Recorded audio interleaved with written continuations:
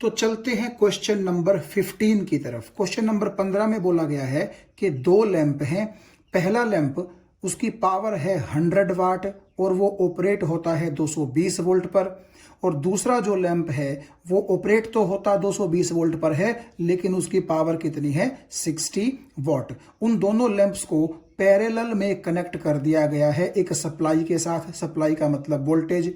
और आपसे पूछा जा रहा है कि what current is drawn from the line if the supply voltage is 220 volt. अब इसका मीनिंग देखिए क्या है। यह है आपका पहला लैंप जो कि 100 वाट और 220 वोल्ट इसकी स्पेसिफिकेशंस हैं, यानी कि अगर ये लैंप 220 वोल्ट पर ऑपरेट होगा तो 100 वाट पावर कंज्यूम करेगा। सिमिलरली दूसरा जो आप देखिए लैंप है 60 वॉट 220 वोल्ट, तो यहां पर मैंने लैंप 2 के ऊपर ये लिख दिया है। और दोनों लैंप आप देख सकते हैं कहां हैं, पैरेलल में है जैसा कि क्वेश्चन में हमें दिया गया था। और दोनों लैंप्स को 220 वोल्ट की आप समझिए एक बैटरी के साथ एक सप्लाई वोल्टेज के साथ जोड़ दिया गया है। अब देखो क्योंकि सर्किट कंप्लीट हो चुका है तो ये दोनों जो लैंप हैं अपने ऑपरेशन के लिए क्या करेंगे, बैटरी से क्या निकालेंगे, करंट निकालेंगे। और मान लीजिए वो करंट आई है तो नेचुरली जो आई है यहां तक वो आगे जाकर के दो ब्रांचेस में बंटेगा।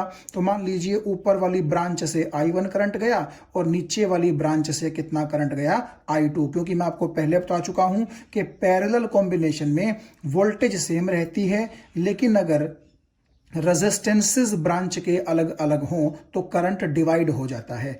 कम रेजिस्टेंस वाली ब्रांच से ज्यादा करंट फ्लो करेगा और ज्यादा रेजिस्टेंस वाली ब्रांच से कम करंट फ्लो करेगा। अगर आप चाहें कि लैंप 1 और लैंप 2 का रेजिस्टेंस हम देखें किसका कम है किसका ज्यादा, तो आप वो ऐसे कर सकते हैं। पावर का हमारे पास एक फॉर्मूला होता है जो मैं यहां लिख देता हूं, P is equal to V square upon R. तो जैसे लैंप 1 के लिए आपके पास पावर भी है और वोल्टेज भी है, तो पावर और वोल्टेज है तो लैंप 1 का रेजिस्टेंस आप यहां से निकाल सकते हैं। सिमिलरली लैंप 2 के लिए भी आपके पास पावर है और वोल्टेज है तो लैंप 2 का रेजिस्टेंस भी आप निकाल सकते हैं। खैर वो इस क्वेश्चन में पूछे नहीं गए हैं, आप अपनी तसल्ली के लिए निकाल सकते हैं कि किस लैंप का रेजिस्टेंस ज्यादा होगा किस लैंप का रेजिस्टेंस कम होगा। तो नेचुरली ज्यादा रेजिस्टेंस से क्योंकि कम करंट जाएगा तो इसीलिए आपको ये फीलिंग आ जाएगी थोड़ी कि सच में जो यहां पर टोटल करंट आई है वो दो करंट्स में बंट जाएगा। तो हमने मान लिया कि लैंप 1 से I1 करंट पास कर गया और लैंप 2 से I2 करंट जो है वो पास कर गया। और हमें क्योंकि टोटल करंट ये I पता करना है कि इन दोनों लैंप्स ने सप्लाई से कितना करंट खींच करके निकाला है, ड्रॉ किया है। तो ये I करंट आप देख सकते हैं I1 और I2 का सम ही तो होगा। तो अगर हमें I1 और I2 पता चल गए तो हमें I भी पता चल जाएगा। तो I1 और I2 के लिए हमें क्या करना पड़ेगा, देखिए क्योंकि बैटरी आपकी कितनी लगाई गई है 220 वोल्ट की, तो अगर मैं ये टर्मिनल इसका 0 वोल्ट पर मान लूं तो यहां यहां यहां यहां हर जगह पोटेंशियल कितना हो जाएगा 0। और ये वाला टर्मिनल अगर 220 वोल्ट पर होगा तो यहां पर यहां हर जगह पोटेंशियल कितना होगा 220। तो लैंप 1 के ऊपर पोटेंशियल डिफरेंस कितना है, ये टर्मिनल 220 पर ये टर्मिनल 0 पर, इसका मतलब है 220 वोल्ट का पोटेंशियल डिफरेंस होगा। और लैंप 2 पर भी 220 0 तो 220 माइनस 0 220 वोल्ट का ही क्या होगा पोटेंशियल डिफरेंस होगा। तो क्योंकि पैरेलल में वोल्टेज सेम रहती है तो लैंप 1 के लिए भी 220 वोल्ट वोल्टेज है और लैंप 2 के लिए भी 220 वोल्टेज है। और जो ये हमारे पास फॉर्मूला होता है P is equal to V I, तो यहां से I किसके बराबर हो जाएगा P बाई वी के बराबर। तो ये जो मैंने लिखा है I1 is equal to P1 by V1, इसका मतलब है कि पहले बल्ब से जो फ्लो होने वाला करंट है वो पहले बल्ब की पावर डिवाइड बाय पहले बल्ब को मिलने वाली वोल्टेज इस फॉर्मूले से निकल जाएगा। तो P1 का मतलब है 100 और V1 का मतलब है आपके पहले लैंप को मिलने वाली वोल्टेज वो 220 है। तो जब आप डिवाइड करेंगे तो आपके पास आंसर इतना आ जाएगा। I2 का क्या मतलब है, I2 का मतलब है सेकंड लैंप से फ्लो होने वाला करंट। तो नेचुरली इस केस में आपको क्या करना पड़ेगा, सेकंड लैंप की पावर P2 जो कि 60 वाट है और सेकंड लैंप को मिलने वाली वोल्टेज जो कि V2 है जिसकी वैल्यू 220 वोल्ट है वो यहां रख देंगे तो I2 की वैल्यू इतनी आ जाएगी। यानी लैंप 1 से इतना और लैंप 2 से इतना करंट क्या कर रहा है, फ्लो कर रहा है। तो जब आपको I1 I2 मिल चुके हैं तो आप current drawn from the supply निकाल सकते हैं दोनों को जोड़ करके, जो आंसर आ जाएगा 0.72 एम्पियर। ये जो दो फॉर्मूले हैं ये देखिए बड़ी आसानी से हमने लगा करके और हमारा आंसर जो है वो निकाल लिया है। अब आप एक चीज और देख सकते हैं, यहां जो ये 1 1 1 आ रहा है ये लैंप 1 के लिए है और जो 2 2 2 आ रहा है वो लैंप नंबर 2 के लिए है। लेकिन आप एक चीज देख सकते हैं कि क्योंकि दोनों जो बल्ब हैं, दोनों जो लैंप हैं वो पैरेलल में जुड़े हुए हैं, इसलिए दोनों को वोल्टेज सेम मिलेगी और इसीलिए मैंने लिखा है कि V1 is equal to V2 is equal to 220 volt. तो दोनों लैंप मिलकर के आपका 220 वोल्ट की बैटरी से जो I करंट निकाल रहे थे वो आया I1 प्लस I2 के बराबर और I1 I2 की वैल्यू निकाल करके हमने जोड़ दी, जहां से हमें ये आंसर मिल गया। तो क्वेश्चन नंबर 16 में देखिए क्या कह रहा है कि कौन ज्यादा एनर्जी कंज्यूम करता है, 250 वाट का टीवी जो 1 घंटा चलता है या फिर 1200 वाट का टोस्टर जो 10 मिनट चलता है। तो आपने बताना है कि कौन दोनों में से ज्यादा एनर्जी कंज्यूम करता है। देखिए हमें एक चीज मालूम है कि जो पावर का फॉर्मूला होता है, पावर का फॉर्मूला वो क्या होता है, वो होता है एनर्जी बटा टाइम। तो एनर्जी, इलेक्ट्रिकल एनर्जी किसके बराबर होती है, पावर इनटू टाइम। तो टीवी की बात हम सबसे पहले करते हैं। टीवी आप देखिएगा पावर कितनी है उसकी, 250 वॉट। तो पावर की जगह मैंने लिख दिया 250 वॉट और कितनी देर तक चलता है टीवी, 1 घंटा। ठीक है जी, तो P की जगह ये आ गया और T की जगह ये आ गया। तो आप जब अब इसको सॉल्व करेंगे तो आप देखिएगा 250 इंटू 1 तो 250 वाट आवर हो गया। ये वाट आवर में कौन है, एनर्जी ही तो है, लेकिन आप चाहें तो इसको किलो वाट आवर में कन्वर्ट कर सकते हैं। वैसे ज़रूरत नहीं है, चाहें तो कर सकते हैं। तो जब आप इसको वाट आवर से किलो वाट आवर में कन्वर्ट करेंगे तो आपके पास आ जाएगा 1/4 किलो वाट आवर। टोस्टर की अगर बात करें तो टोस्टर की एनर्जी किसके बराबर होगी, टोस्टर की पावर इनटू कितने टाइम तक जो टोस्टर है वो चला है। तो पावर की जगह लिख दिया 1200 वाट और टाइम की जगह लिख दिया 10 मिनट, क्योंकि आप देख सकते हैं कि वो 1200 वाट का टोस्टर 10 मिनट तक चला है। लेकिन हमें यहाँ टाइम किस में रखना होता है, आवर्स में। तो हम 10 मिनट के क्या कर लेंगे, आवर्स बना लेंगे। और ये आपको पता है कि 60 मिनट का 1 आवर होता है, तो 10 मिनट्स के कितने हो जाएंगे, 1/6 आवर हो जाएंगे। तो जब आप पावर को टाइम से मल्टीप्लाई करोगे तो एनर्जी आपके पास वाट आवर में आ जाएगी 200 वाट आवर। तो आप वैसे भी यहां देख सकते हैं कि टीवी तो कंज्यूम करता था 250 वाट आवर और टोस्टर कंज्यूम करता है 200 वाट आवर, लेकिन आप चाहें तो इसको किलो वाट आवर में भी कन्वर्ट कर सकते हैं। तो आप यहां दोनों को जब कंपेयर करेंगे तो आप देख सकते हैं टीवी ज्यादा एनर्जी जो है वो खर्च कर रहा है, कंज्यूम कर रहा है। तो आप यहां आंसर लिख सकते हैं टीवी कंज्यूम्स मोर एनर्जी। तो देखिए क्वेश्चन नंबर 17 में बोल रहा है कि एक इलेक्ट्रिक हीटर है जिसका रेजिस्टेंस 8 ओम है और वो सर्विस मेंस यानी कि वोल्टेज से, यानी कि बैटरी से सपोज कर लीजिए 2 घंटे तक 15 एम्पियर का करंट लगातार लेता है, ड्रॉ करता है। और आपसे पूछा गया है calculate the rate at which heat is developed in the heater, यानी कि उस हीटर में कितनी हीट कितने टाइम में डेवलप हो रही है, ये आपने बताना है। सबसे पहले आप इस लास्ट वाली लाइन को एक बार जरा फिर से देखिएगा, क्या पूछ रहा है, rate at which heat is developed, यानी कि हीट के डेवलप होने का रेट। यहां रेट का मतलब है पर सेकंड, यानी कि पर यूनिट टाइम कितनी हीट डेवलप हो रही है। देखिए हीटर का काम है गर्मी पैदा करना, हीट पैदा करना, तो वो पर सेकंड कितनी हीट पैदा कर रहा है वही होता है rate at which the heat is developed. यानी कि आप ऐसा बोल सकते हैं अपने समझने के लिए कि कितनी हीट कितने टाइम के अंदर वो प्रोड्यूस कर रहा है, डेवलप कर रहा है। Heat produced per unit time, इसी को बोलते हैं रेट। रेट का मतलब ही क्या होता है?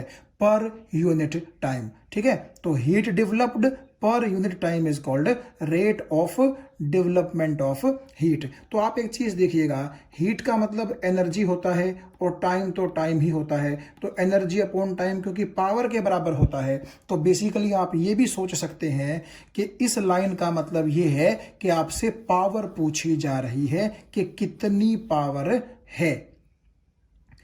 तो अब आप यहां ध्यान से देखिएगा, रेजिस्टेंस 8 ओम है जैसा कि आपको यहां दिखाई दे रहा है, करंट 15 एम्पियर है, टाइम 2 घंटे तक चलता है। तो हमने ये भी एसआई में लिया है, रेजिस्टेंस, करंट भी एसआई में लिया है, तो टाइम को भी हम किस में ले लेंगे? एसआई में, यानी कि सेकंड्स में कन्वर्ट कर लेंगे आवर्स को। तो जो हमारे पास फॉर्मूला होता है हीट का, आई स्क्वेयर आर टी, तो आई है आपके पास, आर है आपके पास, टी है आपके पास, इस फॉर्मूले में अगर हम पुट कर देंगे तो इतना हमारे पास जूल में हीट आ जाएगी कि वो हीटर इतनी जूल हीट 2 घंटे में क्या करेगा? डेवलप करेगा, पैदा करेगा। लेकिन देखिए, हमें 2 घंटे से मतलब नहीं है, हमें मतलब है कि पर सेकंड कितनी हीट डेवलप हो रही है। तो आगे देखिएगा, heat developed per unit time, तो आप एक बात देखिएगा, 2 घंटे में यानी कि 7200 सेकंड में वो इतने जूल हीट पैदा करता है, तो 1 सेकंड में कितनी करेगा? तो इस हीट को आप 7200 से डिवाइड कर दीजिए, तो ऊपर जूल नीचे सेकंड, तो 1800 जूल पर सेकंड, और जूल पर सेकंड आप देखिए वाट होता है, तो 1800 वाट उसकी क्या आ जाएगी? पावर आ जाएगी। तो या तो आप ये बोल लीजिए कि 1800 वाट पावर है, या आप ये बोल लीजिए कि 1800 जूल हीट पर सेकंड उस हीटर के अंदर डेवलप हुई है। तो चलिए अब आते हैं लास्ट क्वेश्चन नंबर 18 पर। इसके साथ ही एक्सरसाइज कंप्लीट हो जाएगी। 18 क्वेश्चन के आप देखिए 5 पार्ट हैं। पहला जो पार्ट है ए, उसमें बोल रहा है why is tungsten used almost exclusively for filament of electric lamps, यानी कि जो इलेक्ट्रिक बल्ब होते हैं उनके अंदर फिलामेंट बनाने के लिए टंगस्टन का ही यूज सबसे ज़्यादा क्यों किया जाता है। देखिए, ये चीज़ हम पहले डिस्कस कर चुके हैं, जहां हीटिंग इफेक्ट और उसकी एप्लीकेशन की बात आई थी करंट की। लेकिन फिर भी मैं आपको बता दूं कि टंगस्टन का मैंने आपको बताया था, एक तो रेजिस्टेंस बहुत इसका हाई होता है, जिसका फ़ायदा हमें ये मिलता है कि हीट का जो फॉर्मूला है आई स्क्वेयर आर टी, तो रेजिस्टेंस ज़्यादा होने की वजह से इससे हीट ज़्यादा निकलेगी, और जब टंगस्टन बहुत ज़्यादा हीट की वजह से गर्म होगा तो वो लाइट एनर्जी भी हमें अच्छी देता है। और दूसरा, इसका जो मेल्टिंग पॉइंट है वो बहुत हाई है, यानी कि अगर इसका टेम्परेचर बहुत ज़्यादा बढ़ भी जाएगा तो ये आसानी से मेल्ट नहीं होगा। तो इन 2 रीजंस की वजह से हम टंगस्टन को ही क्या करते हैं? इलेक्ट्रिक लैंप में यूज करते हैं। तो पार्ट नंबर बी में आप देखिए, Why are the conductors of electric heating devices such as bread toasters and electric irons made of an alloy rather than a pure metal? इसका मतलब ये है कि जो हमारे हीटिंग डिवाइसेस होते हैं जिनके अंदर हीट डेवलप होती है, जैसा कि आपकी इलेक्ट्रिक आयरन है, प्रेस है, जिसको आप कपड़ों की सिलवटें ठीक करने के लिए यूज़ करते हैं, तो ऐसे सभी डिवाइसेस जो ये मान लीजिए कि हम चाहते हैं अच्छे से गर्म हो, जिनके अंदर हीटिंग इफेक्ट का यूज़ है, तो बोल रहा है कि उन हीटिंग डिवाइसेस के अंदर हम अलॉय का यूज़ क्यों करते हैं, प्योर मेटल का यूज़ क्यों नहीं करते। देखिए, आपको ये चीज़ मैंने पिछली वीडियो लेक्चर्स में भी बताई थी कि अलॉय जो होता है वो रेजिस्टेंस के अगर लिहाज से हम देखें तो वो प्योर मेटल से उसका रेजिस्टेंस ज़्यादा होता है। तो प्योर मेटल का रेजिस्टेंस होगा कम और अलॉय का रेजिस्टेंस होगा ज़्यादा, जिससे होगा ये कि H is equal to I square R T के कॉरस्पॉन्डिंग रेजिस्टेंस अलॉय का ज़्यादा होने की वजह से उसके अंदर डेवलप होने वाली हीट भी क्या होगी? अच्छी खासी होगी। और हम हीटिंग डिवाइसेस में हीट ज़्यादा ही तो चाहते हैं, तो इसीलिए हम वहाँ प्योर मेटल की बजाय अलॉय का यूज़ करते हैं। और एक बात और है, अलॉय की जो स्ट्रेंथ होती है वो प्योर मेटल के मुकाबले कैसी होती है? ग्रेटर भी होती है।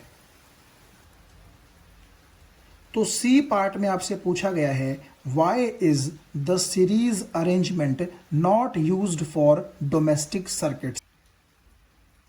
क्वेश्चन नंबर 18 का जो सी पार्ट है उसमें यह पूछा गया है कि डोमेस्टिक सर्किट जो होते हैं, यानी कि हमारे घरों में जो इलेक्ट्रिसिटी के लिए कनेक्शन हम करते हैं उनको डोमेस्टिक सर्किट बोला जाता है। तो उनमें पैरेलल कॉम्बिनेशन क्यों यूज किया जाता है, सीरीज कॉम्बिनेशन क्यों यूज नहीं किया जाता। देखिए, हम इसको एक एग्जांपल की हेल्प से समझने की कोशिश करेंगे और मुझे उम्मीद है ये चीज़ आपको समझ में आ जाएगी बड़े आराम से। पहली चीज़ तो आप ये देखिएगा, डोमेस्टिक का मतलब होता है घरेलू, यानी कि जो घर के अंदर आपके सर्किट बने हुए हैं उनके लिए डोमेस्टिक सर्किट शब्द का यूज किया गया है। अब हम क्या कर सकते हैं, जो हमारे घरों में आप देखिए ढेर सारे इलेक्ट्रिकल इक्विपमेंट होते हैं, फैन होते हैं, बल्ब होते हैं और भी बहुत सारे इलेक्ट्रिकल इक्विपमेंट होते हैं, उन सब को हम कभी भी सीरीज कॉम्बिनेशन में 220 वोल्ट की वोल्टेज के साथ नहीं जोड़ते, हमेशा पैरेलल कॉम्बिनेशन में जोड़ते हैं। हमारे घरों में आपको पता है 220 वोल्ट की वोल्टेज आती है। तो देखिए, सीरीज कॉम्बिनेशन में क्यों नहीं जोड़ते। आपको मैंने जब सीरीज कॉम्बिनेशन पढ़ाया था तो मैंने बताया था कि जितने भी रेजिस्टेंसेस होंगे उन सभी के दो टर्मिनल्स के बीच में जो वोल्टेज होगी उनका सबका सम अप्लाइड बैटरी की वोल्टेज के बराबर होगा। आप अपने समझने के लिए ऐसा ही मान के चल लीजिए कि घर में भी मैंने एक 220 वोल्ट की बैटरी ही जोड़ दी है, ठीक है। तो अब देखो, अगर मैं ये मान भी लूं कि फैन और बल्ब दोनों का रेजिस्टेंस सेम है, तब भी आप जानते हैं कि 110 और 110 220 बन जाएगी, क्योंकि दोनों का सम अप्लाइड बैटरी की वोल्टेज के बराबर होगा कि नहीं होगा, ठीक है। तो इसका मतलब यह हुआ कि 220 वोल्ट की वोल्टेज में से फैन ने 110 वोल्ट की वोल्टेज ले ली अपने इस टर्मिनल और इस टर्मिनल के बीच में, जिसका यूज करके ये क्या करेगा, चलेगा। और बल्ब ने भी इसमें से इस टर्मिनल और इस टर्मिनल के बीच में 110 वोल्ट की वोल्टेज ले ली, जिसका यूज करके बल्ब भी क्या करेगा, ग्लो करेगा।